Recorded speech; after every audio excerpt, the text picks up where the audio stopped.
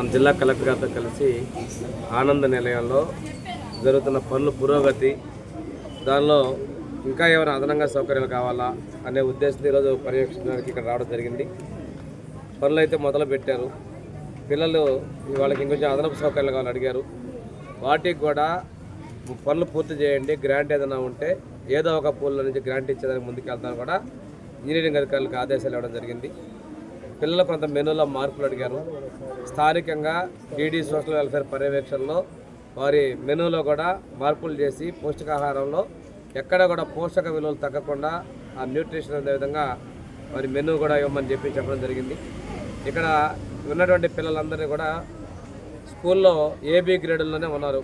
21 మంది పిల్లలు కూడా వారందరూ కూడా మొదటి అటెంప్ట్లోనే 10th క్లాసు పాస్ అవుతారని ఆత్మవిశ్వాసాన్ని కూడా ప్రదర్శిస్తూ ఉన్నారు.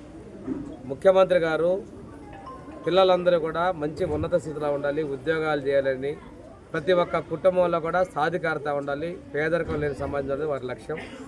ఇక్కడ ఎక్కువ మంది కూడా పేరెంట్స్ లేనటువంటి వాళ్ళు ఎక్కువ మంది ఉన్నారు.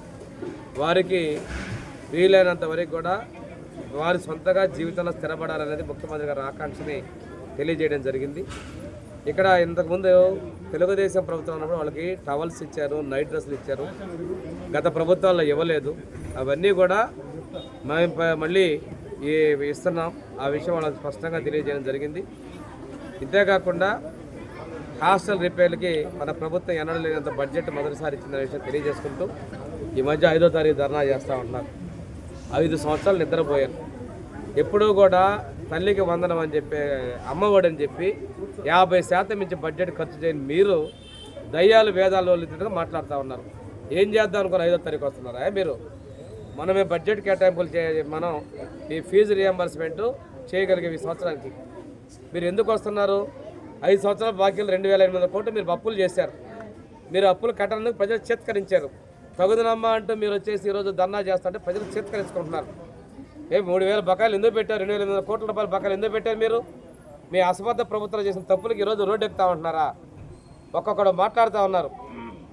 మీ యొక్క ఆర్థిక పరిస్థితి, మీరు చేసినటువంటి అప్పులు, మీరు చేసినటువంటి లోపాలు మీరు చక్కదిద్దుకుంటా పరిశ్రమలో పెట్టుబడులు చేస్తా ఉద్యోగ కల్పన ముందుకెళ్తా ఉన్నాం. మీకు పరిపాలించే అర్హత లేదంటాడు. మీకు లేదని ప్రజలు తీర్పిస్తే ఇంట్లో కూర్చోకుండా రోడ్డు ఎక్కి మీరు మాట్లాడతారు. ఎంతవరకు మాట్లాడతారు మీరు? ఇది వాస్తవం కాదు. ప్రజలు మీ చర్యల్ని గమనిస్తూ ఉన్నారు.